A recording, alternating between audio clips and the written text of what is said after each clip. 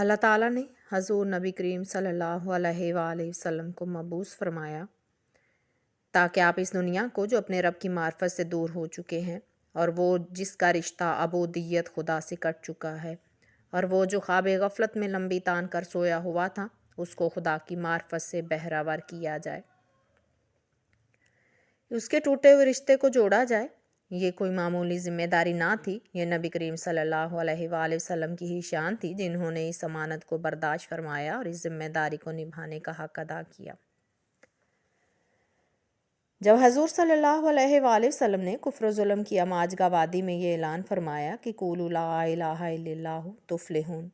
کہ اگر تم لا الہ الا اللہ کی دعوت کو قبول کرتے ہو تو تم اس دنیا میں بھی عزت و آبرو کے ساتھ نوازے جاؤ گے اور آخروی کامیابی بھی تمہارا مقدر بن جائے گی۔ تو وہی اہل مکہ جو آپ کو صادق اور امین کہتے تھے اور آپ کو عزت و آبرو کی نگاہ سے دیکھتے تھے، انہوں نے اس حکم کو ماننے کی بجائے ظلم و تعدی کا راستہ اختیار کیا اور ان کی آنکھوں سے ظلم و عناد کی چنگاریاں شعلہ زن ہونے لگیں۔ محبت کی جگہ بغض نے لے لی اور نوبت یہاں تک پہنچی کہ جو بھی دامن توحید میں پناہ لیتا اس کے ساتھ بائیکاٹ کر دیا جاتا اور اس پر ظلم و ستم کے تیر برسائے جاتے، یہاں تک کہ خاندان بنو ہاشم کے ساتھ سوشل بائیکاٹ کیا گیا اور وہ شعب ابی طالب میں محصور ہو کر رہ گئے۔ سرداران قریش نے یہ شرطیں لگا دیں کہ نہ کوئی ان سے کلام کرے گا اور نہ ہی ان سے رشتوں کا لین دین ہوگا اور کسی بھی قسم کا ان کے ساتھ کاروبار کرنا یا لین دین کرنا جائز نہ ہوگا، اور انہوں نے یہ ایک معاہدہ لکھا جس پر صنادید قریش نے دستخط کیے۔ بڑے اہتمام کے ساتھ اس کو ایک کپڑے میں لپیٹا، پھر اس کپڑے کو چمڑے کی ایک نلکی میں بند کیا اور اس نلکی کو ایک کپڑے میں لپیٹ کر ایک صندوق میں بند کیا اور کعبۃ اللہ کے اندر محفوظ جگہ پر رکھ دیا۔ خاندان بنو ہاشم 3 سال تک شعب ابی طالب میں اہل مکہ سے الگ تھلگ ہو کر رہ گئے اور سوشل بائیکاٹ کی سختیاں برداشت کرتے رہے۔ اس شدت اور تکلیف کا آپ خود اندازہ لگا سکتے ہیں۔ اگر پورے شہر میں سے چند افراد کو الگ تھلگ کر دیا جائے تو ان کی تکلیف اور غم و اندوا کا کیا عالم ہوگا۔ حضور صلی اللہ علیہ وآلہ وسلم کا ایک غلام بیان کرتا ہے کہ جب ہم شعب ابی طالب میں محصور تھے تو بھوک کی وجہ سے ہماری یہ حالت تھی کہ کھانے کے لیے کوئی چیز نہیں دستیاب ہوتی تھی، اور جب قدرتی آندھی چلتی تو چمڑے کے ٹکڑے اڑ کر اس وادی میں آ کر گرتے تو ہم انہیں پانی میں بھگو کر چباتے تھے۔ اس سے آپ اندازہ لگا سکتے ہیں کہ حق کا پیغام پہنچانے کے لیے کتنی شدید تکلیفیں برداشت کرنا پڑیں، اور یہ حضور صلی اللہ علیہ وآلہ وسلم کا دل و جگر تھا جنہوں نے یہ سب کچھ برداشت کیا لیکن دعوت حق کے فریضہ کو ادا فرماتے رہے اور اس میں ذرہ بھر بھی کوتاہی نہیں فرمائی۔ جب اللہ تعالیٰ نے چاہا کہ اب اس امتحان کی گھڑی سے حضور صلی اللہ علیہ وآلہ وسلم کو اور آپ کے خاندان کو نجات دی جائے، اللہ تعالیٰ نے حضور صلی اللہ علیہ وآلہ وسلم کو اس بات سے آگاہ فرمایا کہ اس معاہدہ کو دیمک نے چاٹ لیا ہے سوائے اللہ تعالیٰ کے نام کے۔ تو آپ صلی اللہ علیہ وآلہ وسلم نے ایک دن اپنے چچا ابو طالب کو فرمایا کہ قریش مکہ نے جو معاہدہ لکھا تھا اور اسے بڑے ہی اہتمام کے ساتھ بند کر کے کعبہ مقدس کے اندر رکھا تھا، اس پر اللہ تعالیٰ نے دیمک کو مسلط کر دیا ہے، اور اس معاہدہ میں جہاں اللہ کا نام ہے وہ جگہ محفوظ ہے، باقی سب کچھ دیمک نے چاٹ لیا ہے۔ تو معلوم ہوا کہ دیمک کو بھی اللہ تعالیٰ کے نام کی عظمت کا علم تھا، اس لیے اس نے بھی اس نام کو نہ چاٹا۔ یہ انسان ہی کوتا اندیش ہے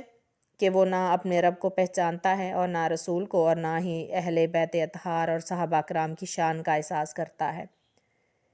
اس سے معلوم ہوا کہ دنیا کی تو ہر چیز ان کو پہچانتی ہے لیکن انسان ہی ناشکرا ہے۔ جب حضور صلی اللہ علیہ وآلہ وسلم نے اپنے چچا کو یہ پیش گوئی سنائی تو وہ سوچنے لگے کہ ان کی آنکھ کس طرح ان کو دیکھ رہی ہے، اس لیے انہوں نے آپ صلی اللہ علیہ وآلہ وسلم سے پوچھا کہ کیا اللہ تعالیٰ نے آپ کو خبر دی ہے؟ آپ نے جواب دیا، نعم اللہ اخبرانی، کہ رب تعالیٰ نے مجھے یہ علم عطا فرمایا ہے۔ تو ابو طالب نے مزید تاکید کی، عرض کی کہ میں اب بوڑھا ہو چکا ہوں، میری داڑھی سفید ہو چکی ہے، اگر یہ بات غلط ہوئی تو مجھے اس عمر میں قوم کے سامنے شرمندہ ہونا پڑے گا، اس لیے آپ مجھے شرمسار نہ کرتے تو کتنا بہتر ہوتا، لیکن اگر یہ بات سچی ہوئی تو پھر بہا، ورنہ میرا تعلق آپ سے منقطع ہو جائے گا۔ آپ صلی اللہ علیہ وآلہ وسلم نے فرمایا، میرے چچا، میرا علم ناقص اور ادھورا نہیں۔ اہل دنیا کے علم میں تو شک ہو سکتا ہے، ان کی نگاہ کے دیکھے ہوئے میں تو فرق ہو سکتا ہے، لیکن جو علم میرے رب نے مجھے سکھایا ہے اس میں ذرا برابر شک نہیں ہو سکتا۔ اگر یہ بات اس طرح نہ ہوئی جس طرح میں نے کہا ہے تو میرا تعلق ختم ہوگا۔ چنانچہ ابو طالب شعب ابی طالب سے نکل کر قریش کے پاس تشریف لے گئے۔ بڑے بڑے قریش وہاں موجود تھے۔ آپ نے جا کر انہیں بتایا، اے گروہ قریش، اس طویل مدت میں ایسے واقعات روح پذیر ہو گئے ہیں جن کے بارے میں ہم تمہیں نہیں بتا سکتے۔ تم اس صحیفہ کو کعبۃ اللہ شریف سے باہر لے آؤ، ممکن ہے ہمارے اور تمہارے درمیان مصالحت کی کوئی صورت نکل آئے۔ حضرت ابو طالب نے پہلے انہیں اس بات سے آگاہ نہ کیا تھا جسے حضور صلی اللہ علیہ وآلہ وسلم نے انہیں مطلع فرمایا تھا، تاکہ وہ صحیفہ میں کچھ گڑبڑ نہ کر دیں۔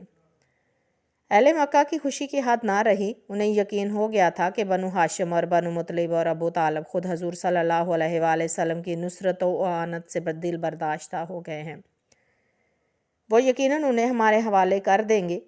پھر طے شدہ پروگرام کے مطابق ہم ان کے ساتھ معاملہ کریں گے، اور یہ فتنہ جس نے ہماری راتوں کی نیند اور دنوں کا چین حرام کر دیا ہے وہ ہمیشہ کے لیے دفن ہو جائے گا۔ وہ بڑی تیزی سے اٹھے اور کعبہ میں گئے، وہاں سے اس معاہدہ کو لے کر واپس آئے اور سب اہل مجلس کے سامنے اس کو رکھ دیا۔ انہوں نے ابو طالب کو کہا، کیا وہ وقت آ گیا ہے کہ تم لوگ حضور صلی اللہ علیہ وآلہ وسلم کی اعانت و نصرت سے باز آ جاؤ اور ہماری تمہاری دشمنی دوستی میں بدل جائے؟ حضرت ابو طالب نے فرمایا، میں آج ایک بڑا منصفانہ حل لے کر تمہارے پاس آیا ہوں۔ سب ہمہ گوش آپ کی طرف متوجہ ہوئے۔ آپ نے فرمایا، میرے بھتیجے نے مجھے بتایا ہے اور وہ کبھی جھوٹ نہیں بولتا کہ یہ دستاویز جو اس وقت تمہارے ہاتھوں میں ہے، اس وقت پر اللہ تعالیٰ نے دیمک مسلط کر دی ہے جس نے اس کی ساری عبارت چاٹ لی ہے۔ صرف اللہ تعالیٰ کا اسم مبارک جہاں جہاں ہے وہ صحیح و سلامت موجود ہے۔ اب تم خود اس کو کھولو۔ اگر میرے بھتیجے کی بات سچی نکلی تو پھر ہم کسی قیمت پر اس کو تمہارے حوالے نہیں کریں گے، خواہ اس کے لیے ہمیں اپنے خون کا آخری قطرہ تک بہانا پڑے۔ اور اس کی یہ بات سچی نہ نکلی تو ہم اس کو تمہارے حوالے کر دیں گے۔ جو چاہو تم اس کے ساتھ کرو، خواہ اس کو قتل کرو یا اسے زندہ رہنے دو۔ حضرت ابو طالب کی یہ تجویز سن کر وہ بڑے مطمئن ہو گئے اور کہا کہ جو آپ نے کہا ہم اس تجویز پر راضی ہیں۔ پھر انہوں نے اس حفاظت رکھے ہوئے صحیفہ کو اپنے ہاتھوں سے کھولا، اور جو صادق و مصدوق صلی اللہ علیہ وآلہ وسلم نے فرمایا تھا اسی طرح حرف با حرف پایا۔ یہ دیکھ کر ان کے ہوش اڑ گئے، لیکن شقاوت ازلی نے ان کو حق قبول کرنے کی توفیق نہ بخشی، اور وہ بڑا فروختہ ہو گئے اور کہنے لگے، اے ابو طالب، یہ تمہارے بھتیجے کے جادو کا کرشمہ ہے۔ حق روز روشن کی طرح عیاں ہو گیا تھا، لیکن اندھی عصبیت نے انہیں اجازت نہ دی کہ وہ اسے تسلیم کر لیں۔ حضور صلی اللہ علیہ وآلہ وسلم کے خلاف ان کے دلوں میں بغض و عناد کے شعلے پہلے سے بھی زیادہ بھڑکنے لگے۔